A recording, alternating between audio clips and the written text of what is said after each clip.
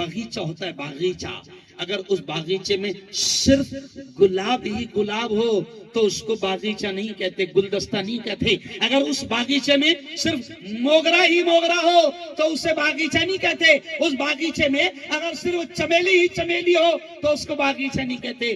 باغیچہ، گارڈن، گلدستہ اس کو کہتے ہیں کہ کچھ گلاب بھی ہو، کچھ موگرا بھی ہو، کچھ چمیلی بھی ہو، کچھ کمل بھی ہو، کچھ چمپا بھی ہو، تب جا کر وہ گلدستہ اور باغیچہ اور گارڈن کہلاتا ہے. میں ہندو بھائیوں سے بھی کہتا ہوں کہ یقیناً یہ میرا مول گلدستہ ہے، باغیچہ ہے، گارڈن ہے، جہاں سب دھرم کے ماننے والے اپنے اپنے مذہب پر عمل کرتے ہوئے سنویدھان کو سامنے رکھ کر زندگی گزار دیں.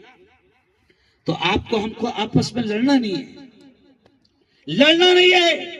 یہ جو دین ہے نا مسلمانوں، سن لو یہ جملہ، اللہ کی قسم کھا کر کہتا ہوں مفتی صاحب کہ یہ دین زور زبردستی سے نہیں پھیلا، تلوار کے زور پر ارے بولو نہیں پھیلا. آپ اٹھا کر دیکھو کہ صحابہ نے کیا پیش کیا، نبی نے کیا پیش کیا. میری بیٹیوں، یہ دین اخلاق سے پھیلا، کردار سے پھیلا، چرتر سے پھیلا، اچھے کردار اور اچھے برتاؤ سے پھیلا. اگر آپ کے پڑوس میں جیسے چاروڑی گاؤں ہے، آگے کون سا گاؤں ہے؟ کلانا، اس کے بعد ویروچن. یہ مثال دیکھو میں کیا دے رہا ہوں منور صاحب، حذیفہ صاحب.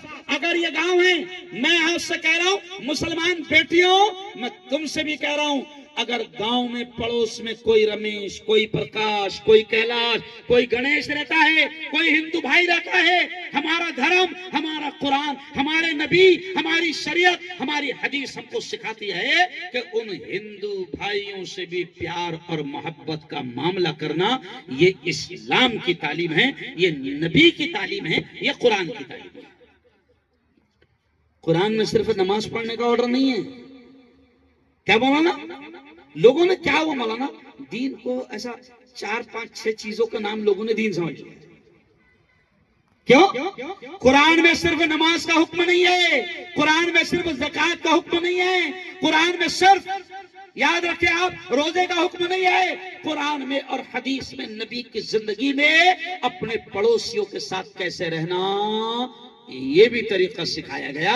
اور پیارے نبی نے کیا کہا، اگر تمہارا پڑوسی، یہ جملہ سننا، میں چاہوں گا کہ میرے ہندو بھائی، میں چاہوں گا کہ حکومت کے اگر کچھ لوگ یہاں پر بیٹھے ہیں تو میری اس بات کو ریکارڈ کرنا کہ ایک مسلم دھرم گرو، ایک مسلم ملا، مفتی ہارون ندوی مہاراشٹر سے گجرات کے چاروڑی میں آیا تھا اور اس نے یہ پیغام اور یہ سندیش دے کر گیا. کیا سندیش؟